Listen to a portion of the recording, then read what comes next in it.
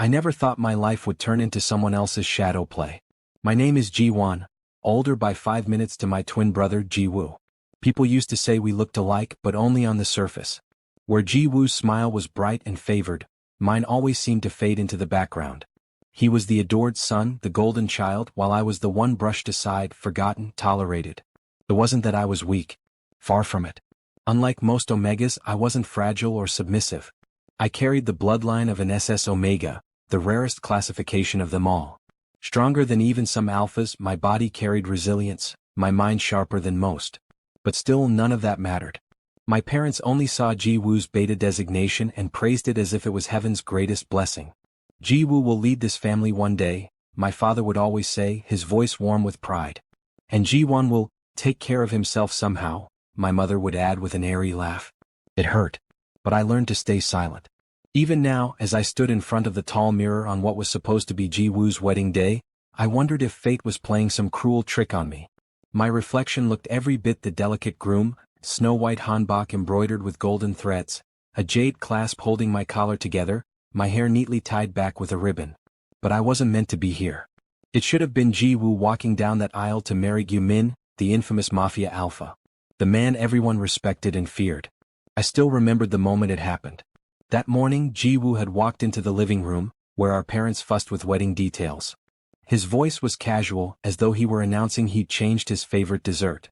"Father, mother," he said, "I don't think I'll marry Gyu-min after all. I've fallen out of love with him. He's boring. No fun at all." The room froze. My mother's teacup clattered against its saucer. My father's face drained of color. "Ji-woo." Father's voice cracked. "Do you realize what you're saying? You're breaking off a wedding with him?" "He's too uptight," Ji-woo shrugged, smiling lazily as if this wasn't a death sentence. "Besides, I've found someone else. Someone who actually loves me." I felt my heart sink. Gyu-min wasn't just anybody. He was a powerful Mafia alpha, known for his no-nonsense, transparent, and upright nature. He was feared by his enemies and respected by allies alike. To reject him on the day of his wedding was akin to spitting in the face of death. Mother's eyes darted toward me then, cold and sharp. "Ji-won," she hissed. "You will go in Ji-woo's place." My chest tightened. "What? Do you want this family destroyed?" Father barked. His fists trembled against the armrest of his chair. "Do you want Gyu-min's wrath to fall upon us? Ji-woo is our treasure, but you can at least be useful for once in your life. You will marry him. You will protect this family's honor." I felt the world tilt. My own parents were bartering me away like some pawn in their game. Ji-woo only smirked at me, tilting his head. "You always wanted to prove you were better, didn't you, Hyung? Well, let's see if you can survive being married to him." That was the moment something inside me broke. "I will never forgive you," I whispered. My fists were clenched so tightly my nails dug into my palms. "Not you, Ji-woo. Not you, father. Not you, mother. Forcing me into this. I swear I will never forgive you." And now here I was, standing in front of the mirror, about to walk down an aisle meant for another. The music began. My steps echoed in the grand hall as petals fell around me. Hundreds of guests turned their heads, smiling and whispering, none of them aware that the groom walking toward Gyu-min was not Ji-woo. And there he stood, Gyu-min, broad-shouldered and impossibly tall in his black ceremonial suit. His aura was suffocating, but in a way that demanded respect. His dark eyes softened the moment they landed on me, or rather, on who he thought I was. I could see it in his gaze. Love, warmth, joy. My stomach twisted. That look wasn't meant for me. The ceremony passed in a blur. Vows spoken. Rings exchanged. Applause thundering. A smile plastered on my lips that wasn't mine. When he leaned in for the kiss, I froze for half a heartbeat. His lips were warm, firm, certain. My heart betrayed me with a sharp flutter, but I told myself over and over, this is not love. This is not real. This is not mine. That night, everything became unbearable. We were in the wedding chamber, the air heavy with scented candles and soft silk sheets. I stood stiffly near the bed, my hands trembling as I fidgeted with the jade clasp on my hanbok. Gyu-min entered, his steps unsteady. He was drunk, flushed cheeks, glassy eyes, lips curved in a lazy smile.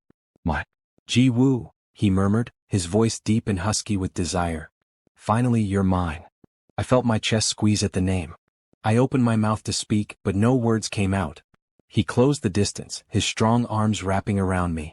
The heat of his body, the intoxicating scent of his alpha pheromones, It made my knees buckle. "Wait," I stammered, but he pressed a kiss to my neck, then lower, his lips trailing fire down my skin. His hands roamed, untying the ribbon at my waist, pulling at the fabric. I panicked. My heart raced, my breath coming out in shallow gasps. I had never been touched like this before. I had never even kissed anyone until that forced wedding kiss. "Please," my voice cracked. I can't." And then it happened. He released his pheromones fully, flooding the room. The air grew thick and heavy, pressing against me from all sides. My vision blurred, my legs gave out, and I collapsed back onto the bed. Yumin's eyes widened. He leaned closer, sniffing at my scent, confusion darkening his face. "This isn't right," he muttered. His hand cupped my waist, his thumb brushing over the faint scar near my hip. His gaze sharpened instantly. "This scar. You're not Ji-woo." My breath caught. My whole body trembled as I clutched the blanket around myself, half naked, terrified. His voice was calm but deadly. "Who are you?" I wanted to run. I wanted to vanish. But his eyes pinned me in place. "I promise not to hurt you," he said slowly, firmly. "But you will tell me what in the hell is going on." And so, with tears in my eyes and shame burning through me, I confessed everything. How Ji-woo had abandoned him. How my parents had forced me into this marriage. How I had no choice. When I finished, silence filled the room. My heart pounded so loudly I thought it would burst. Finally, Yumin leaned back, exhaling heavily. His face was unreadable, caught between betrayal and thought. "You," he ran a hand through his dark hair, then sighed. "You are not who I wanted." My chest ached. "But," he continued, meeting my eyes, "I won't hurt you. I won't touch you. Not unless you permit it. Not unless we both want it." Relief washed through me, though it was bitter and sharp. He had every reason to cast me aside, to kill me even. But instead he chose restraint. And for the first time in my life, someone, this feared Mafia Alpha, had given me a choice. I didn't know then that this night, this fragile moment, would change everything between us. The morning after my wedding night, I woke up expecting fury. But instead all I found was silence. When my eyes fluttered open, the first thing I noticed was that the space beside me in the massive bed was empty. The sheets were rumpled, but Yumin wasn't there. The second thing I noticed was the faint smell of coffee wafting through the air. Strong, bitter, masculine. My body was stiff. Every muscle still remembered the tension of the night before. His lips, his touch, his pheromones overwhelming me until I almost lost myself. The memory made my skin burn with shame. I pushed myself upright, clutching the silk sheets to my chest. I expected him to barge in, demand answers again, perhaps drag me out in front of everyone and announce the deception. But when I finally gathered enough courage to step out of the bedroom, I found him seated calmly at the dining table. He looked different in the daylight. Less like the terrifying Mafia Alpha the world knew, more like a man. His tie hung loose around his neck, his black shirt unbuttoned at the collar. His hair, usually slicked back with precision, fell casually over his forehead. "Sit." The command was simple, low, yet carried a weight that brooked no argument. My legs moved before my mind caught up, and I found myself sitting across from him. On the table, breakfast had been laid out by servants. Steaming rice, side dishes, grilled fish. But my stomach was too tight to even look at the food. He poured coffee into a porcelain cup, slid it across the table toward me. I stared at it, unsure. "I don't drink coffee." "Then don't," he replied, his eyes cool. "But at least try to eat." Silence stretched. I picked at my rice nervously. The clatter of his chopsticks was the only sound in the room. Finally I couldn't bear it anymore. "Why didn't you tell them?" I asked softly. He didn't look up. "Tell who?" "That I'm not Ji-woo." My voice wavered. "That I was forced into this." His chopsticks paused midair. Slowly he set them down, then leaned back in his chair. His dark eyes fixed on me, sharp and piercing. "Do you think I'm the type of man to humiliate myself in front of hundreds of people?" he asked, voice low, dangerous. "Do you think I'd let the world see that the person I swore to marry abandoned me?" My throat went dry. "No," he shook his head. "The betrayal is mine to carry. And for now you'll remain my spouse, at least in everyone else's eyes." A strange mix of emotions swirled inside me. Fear, relief, guilt. But his gaze softened just slightly, almost unnoticeable if I hadn't been staring so closely. "I told you last night. I won't touch you. I won't demand anything from you. Not until—" his voice faltered, then steadied. "Not unless you want me to." The sincerity in his tone unsettled me. I had braced myself for cruelty, for force. Instead, I found a man who, despite the steel in his veins, still held on to honor. The days that followed were strange. We moved like two strangers bound by a chain neither of us could break. At the mansion, I was given my own space, my own library, my own little garden in the courtyard. Servants bowed to me as though I were a king, but inside I felt like an imposter.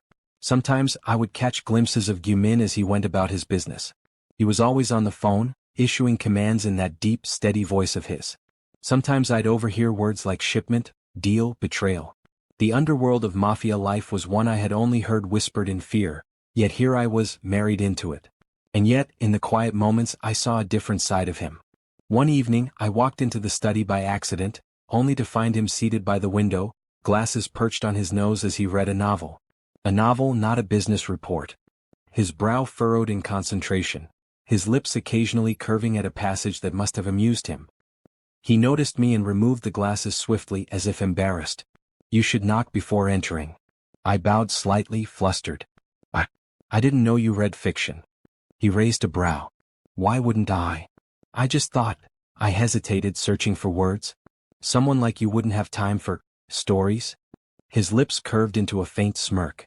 "Stories are what keep a man from becoming a machine." That answer lingered in my heart longer than I cared to admit. But still, the nights were the hardest. We shared a bed. Or rather, we shared a room. He never touched me. Not once.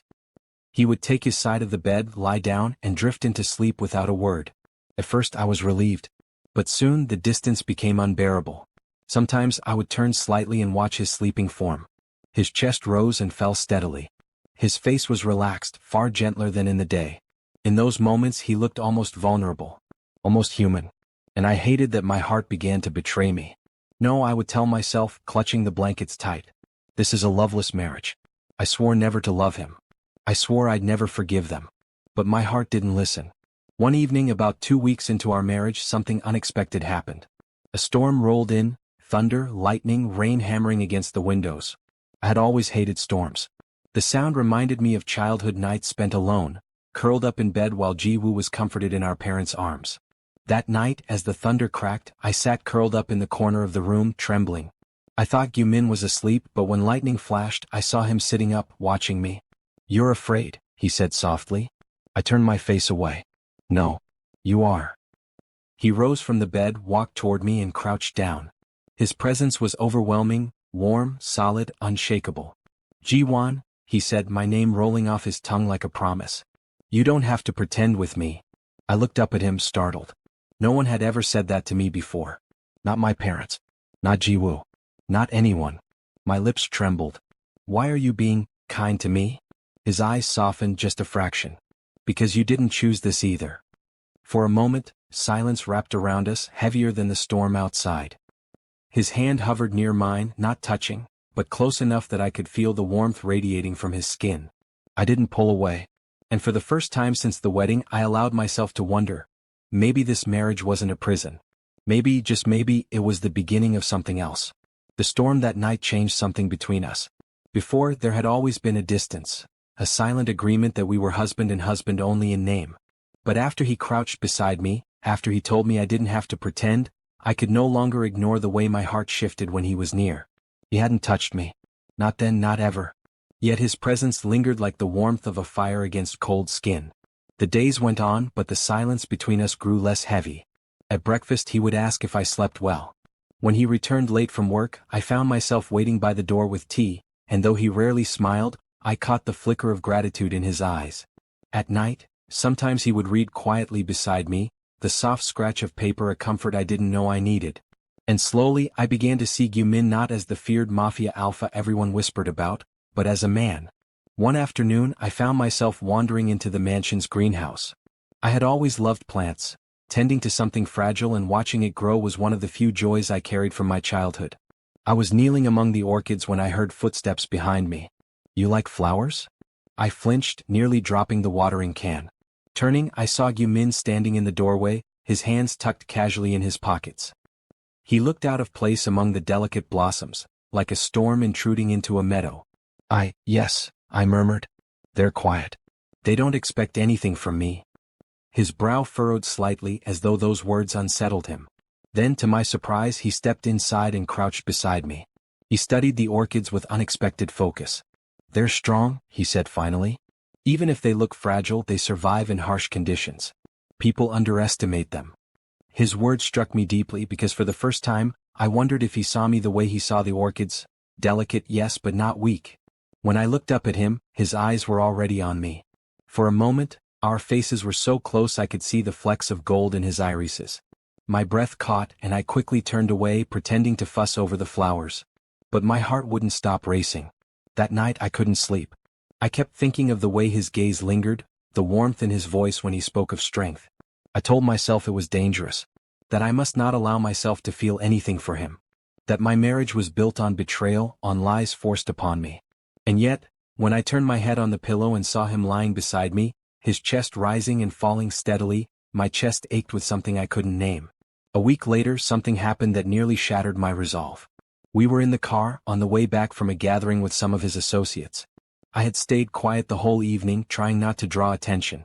But as we drove through the city, our driver suddenly swerved, and the next thing I knew, the sharp sound of gunfire rang out. My body froze. Bullets. Real bullets. Down? Gyu-min barked, pushing me down against the seat. His broad frame shielded mine, his scent flooding the car as his pheromones surged to protect me. My heart hammered wildly as I clung to him. His warmth enveloped me completely, the steady beat of his heart against my ear anchoring me amidst the chaos. The attack was over quickly. His men moved with terrifying efficiency, neutralizing the threat within minutes. But I couldn't move. Even after silence fell, I remained curled against him, trembling. "It's over," he said softly, his hand brushing over my hair. His voice was different now, lower, gentler, almost protective. "You're safe, Ji-won." And that was the first time he called me by my name without hesitation. Not Ji-woo. Not a mistaken identity. Me. I looked up at him, eyes wet, lips trembling.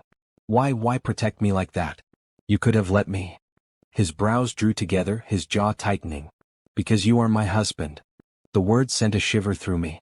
They were simple, but they carried a weight that went deeper than I expected. That night, I couldn't stop thinking of the way he shielded me. The way his arms had held me so tightly, as though he'd rather take a bullet himself than let one touch me. And when we lay in bed, my heart thudded painfully loud in the quiet room. I turned slightly toward him, and to my shock, he was awake, his gaze already fixed on me. For a long moment we said nothing. Just looked at each other in the dim light. Then, almost against my will, I whispered, "Thank you, for today." His lips curved faintly. Not a smile exactly, but something close. "You don't need to thank me for that." My breath trembled. The room felt suffocating, heavy with unspoken words. His hand moved slightly as if reaching toward me, but he stopped himself halfway, curling his fingers into a fist. And I was the one who closed the gap. Slowly, cautiously, I reached out and let my fingers brush against his. The touch was so small, so tentative, but the spark it sent through me was undeniable. His eyes darkened, his breath hitching. For a moment I thought he would pull away. Instead, his fingers slowly intertwined with mine, firm and sure. We lay like that, hand in hand, for what felt like hours. No words. No confessions. Just the quiet, fragile beginning of something I had sworn would never happen. My heart whispered the truth I refused to say aloud. I'm falling for him. There are moments in life you can't take back. Moments that alter everything, quietly, subtly, like a crack in glass that spreads until the whole window shatters. That night, when Gyu-min's fingers intertwined with mine, I knew something inside me had already broken. Or perhaps it had been repaired. I lay awake long after he fell asleep, listening to his even breaths, memorizing the weight of his hand in mine. I told myself it was nothing. That it was comfort, not love. That it was survival, not longing. But the truth was merciless. I was falling deeper and I had no way of climbing out. The next few weeks blurred into a quiet rhythm. Gyu-min still worked long hours, handling the dangerous affairs of his Mafia world, but whenever he returned home he sought me out, not with demands but with quiet gestures. He would leave books on my desk, novels I had once mentioned in passing. He would ask me about my day, actually listening to the answer. He would sit with me in the greenhouse, wordlessly sharing the silence among the orchids. These were small things, perhaps insignificant to others. But to me they meant everything. And slowly the distance between us shrank. One evening I was in the library, curled up with a novel. The fire crackled softly, casting warm light across the shelves. When I felt his presence I didn't startle. I was growing used to it, The way he always seemed to fill the room without saying a word. "You read often," he said, stepping closer. "It keeps me company," I replied softly. "Books, don't judge me. They don't demand I be someone I'm not." His gaze lingered on me for a long moment. Then, without asking, he took the seat beside me. Our shoulders brushed, and though I wanted to move, I couldn't. "What are you reading?" he asked. "A story about a man who falls in love with someone he shouldn't." His lips curved faintly, a shadow of amusement. "Doesn't that describe half of literature?" "Maybe," I whispered. "But it feels different when you live it." The silence after those words was suffocating. I hadn't meant to say them aloud. My cheeks burned, and I kept my eyes glued to the page, though I hadn't read a single word. Then, gently, his hand brushed over mine, just as it had that night weeks ago. I froze, breath caught in my throat. "Ji-won," he murmured, his voice low and careful, as though speaking too loudly would break the spell. "Do you regret this marriage?" The question struck me like a blade. I should have said yes. That was the vow I had made to myself, to never forgive, never love, never surrender. But when I looked into his eyes, dark and sincere, the truth slipped past my defenses. "No," I whispered. His breath hitched. For a moment we just stared at each other, caught in the gravity of something neither of us dared to name. And then, slowly, carefully, he leaned closer. His lips brushed against mine, feather-light, a question rather than a demand. My heart pounded so violently I thought it would break through my chest. I should have pulled away. I should have resisted. But I didn't. Instead, I tilted my head, closing the distance. Our lips pressed together fully, warm and trembling. His hand rose to cradle my jaw, his thumb tracing my skin as if memorizing it.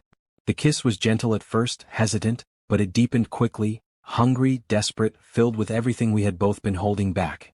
When we finally broke apart, I was breathless, my face flushed. His forehead rested against mine, our breaths mingling. "Ji-won," his voice was raw, unsteady. "I don't want to hurt you. But if you keep looking at me like that, I won't be able to stop." My lips trembled. "Then don't stop." His eyes darkened, and for the first time I saw the storm within him. Not the cold, controlled Mafia alpha the world feared, but a man starved of affection, aching for love. He kissed me again, fiercer this time, pulling me into his lap as though he couldn't bear an inch of space between us. My hands fisted in his shirt, my body trembling against his. The heat of him was overwhelming, intoxicating, drowning me completely. When his lips trailed down to my neck, I gasped, tilting my head back without thinking. His teeth grazed my skin lightly, and a shiver ran through me. But then he stopped. He pulled back suddenly, breathing hard, his hands clenched tight against his thighs. "No," his voice was rough, pained. "Not like this. Not unless you're ready." I blinked, dazed. He rose abruptly, turning his back to me, shoulders tense. "You don't understand what it means for me to take you fully. I've been betrayed once already. I won't risk confusing desire with love. Not with you." The words cut deep. I wanted to protest, to tell him I wasn't Ji-woo, that I wasn't like my brother. But the lump in my throat silenced me. So I sat there, trembling, my lips still swollen from his kisses, and realized with terrifying clarity, I loved him. After that night, nothing was the same. We didn't speak of the kiss, but it hung between us, thick and unspoken. Every brush of his hand, every glance, every shared silence was heavier, charged with something neither of us dared to say aloud. And yet, for the first time in my life, I felt seen. Wanted. Love. Even if he hadn't said the words yet, I could feel them in every stolen moment. And I knew, the walls I had built around my heart were crumbling, one kiss at a time. There's a moment when fear and longing collide, when you can no longer lie to yourself, when the truth presses so heavily on your chest that you either let it out or suffocate under its weight. That was where I found myself with Gyu-min. After our kiss in the library, the air between us was charged. Every glance, every brush of fingertips, every accidental touch sparked something that left me breathless. Yet he held himself back, restraining the fire I could see burning behind his eyes. And it drove me mad. One evening, I stood in the greenhouse, the orchids glowing under the lantern light. My hands trembled as I adjusted a flower pot, my mind swirling. I thought of the vows I had made. I'll never forgive them. I'll never love him. But hadn't I already broken those vows? When he shielded me from bullets, when he held my hand in the dark, when he kissed me like I was the only thing he needed, hadn't my heart already betrayed me? The truth was undeniable now. I loved him. And I was terrified. I didn't hear him approach until his voice cut through the silence. "You've been avoiding me." I startled, nearly dropping the watering can. Turning, I saw him standing in the doorway, his expression unreadable. His suit jacket was gone, his shirt sleeves rolled up, his tie loosened. He looked tired, human, vulnerable. I lied softly. His eyes narrowed. You have. You can't even look at me without flinching. I bit my lip, my chest tightening. It's not because I fear you. Then why? His voice dropped, rough, almost desperate. I couldn't hold it in any longer. The words tumbled out before I could stop them. Because I don't know how to stop wanting you. Silence. His body went utterly still, his eyes dark and burning. And then he moved. In 2 strides he was before me, his hand cupping my face, his lips crashing down on mine. It wasn't gentle this time, it was raw, hungry, full of everything we had both denied. I gasped against him, my hands clutching at his shirt, pulling him closer. He lifted me easily, setting me against the edge of the table, his body pressing into mine. Ji-won, he murmured against my lips, his voice trembling. Do you understand what you're saying? If I take you now, I won't let you go. Not ever. My heart thundered. My breath shook. But my answer was steady. Then don't ever let me go. Something broke inside him then, restraint shattering like glass. His kisses deepened, desperate, his hands roaming over me with a reverence that left me trembling. He touched me as though I were fragile porcelain, yet held me as though he feared I might disappear. My body responded instinctively, arching into his warmth, seeking more. When he carried me to the bed, his movements were careful, reverent. He laid me down as though placing the most precious treasure upon sacred ground. Tell me to stop, he whispered, his forehead resting against mine, his breath ragged. And I will. I wrapped my arms around his neck, pulling him down. Don't stop. And then there were no more words. His kisses burned a trail down my neck, my chest, my trembling skin. Every touch left me undone, every sigh pulled deeper confessions from my heart. When his pheromones surged, flooding the room with his scent, I gasped, overwhelmed yet craving it, my body answering with my own. Your scent? He groaned, burying his face in my neck. God's Ji-won, it's beautiful. Not weak, not fragile, so strong. So you. His words wrapped around me like a vow. The world outside ceased to exist. There was only us, our hands grasping, our lips colliding, our hearts racing together in unison. The first time was slow, reverent. Every movement deliberate, every kiss a promise. He watched my face constantly, ensuring I wasn't in pain, whispering my name as though it were holy. And though it was overwhelming, though my body trembled with unfamiliar sensations, I never once felt afraid. Because it was him. Because he was mine and I was his. When it ended, I collapsed against his chest, exhausted and trembling. His arms wrapped around me tightly, his lips pressing soft kisses into my hair. I thought I could never love again, he whispered, his voice rough with emotion.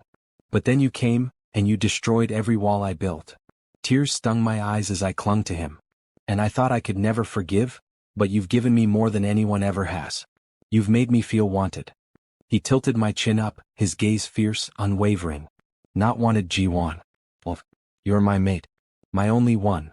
My heart shattered, and rebuilt itself, at those words. And for the first time since our marriage, I kissed him not out of fear, not out of confusion, but out of love. Pure, undeniable love.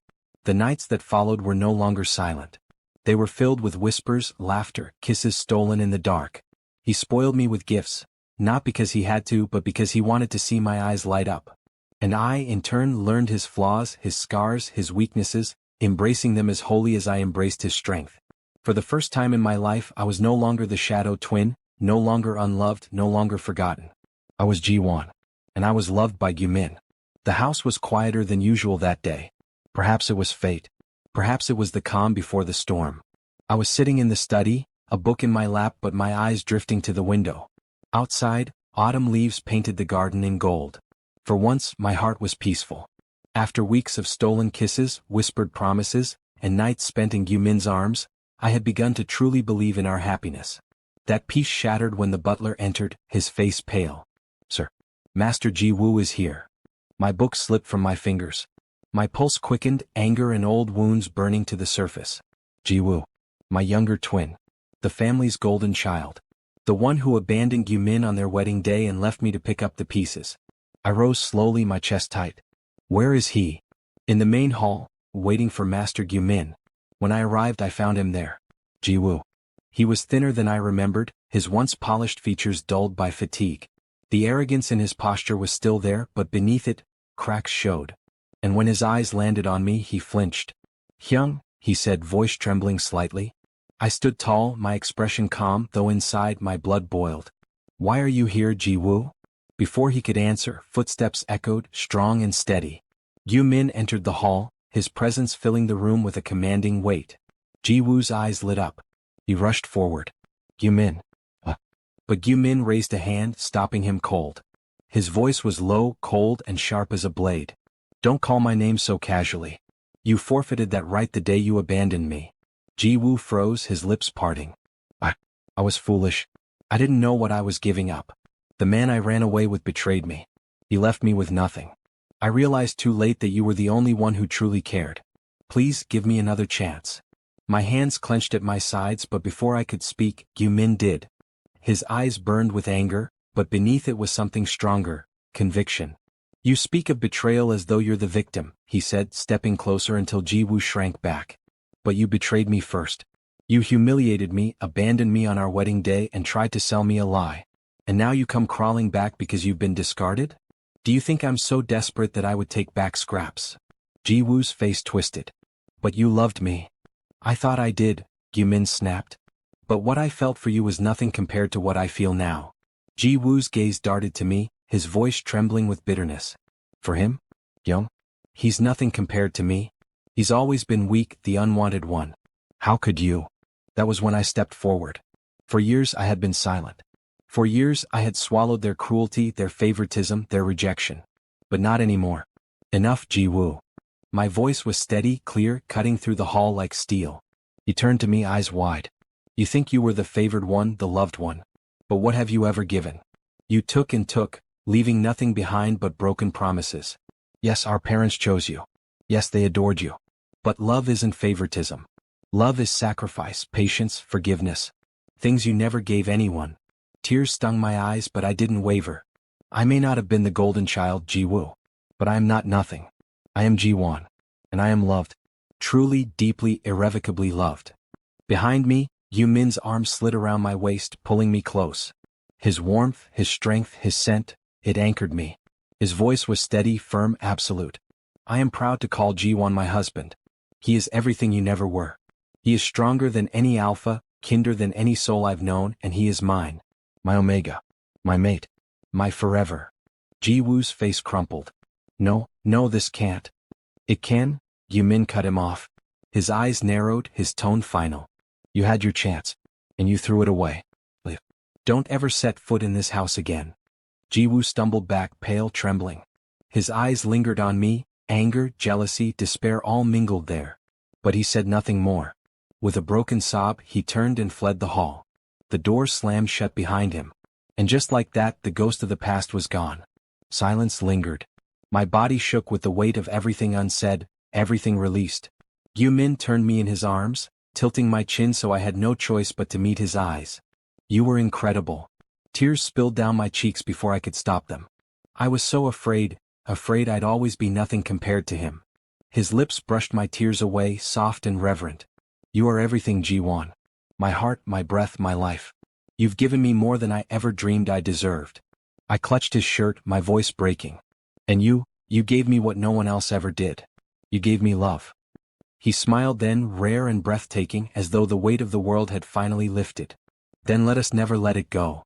And before I could answer, his lips claimed mine, sealing our vows not with words, but with the fire of our hearts. That night, we lay tangled together, our bodies warm, our souls at peace. For the first time I felt truly whole. No longer overshadowed. No longer unloved. I was Ji-won, the SS Omega.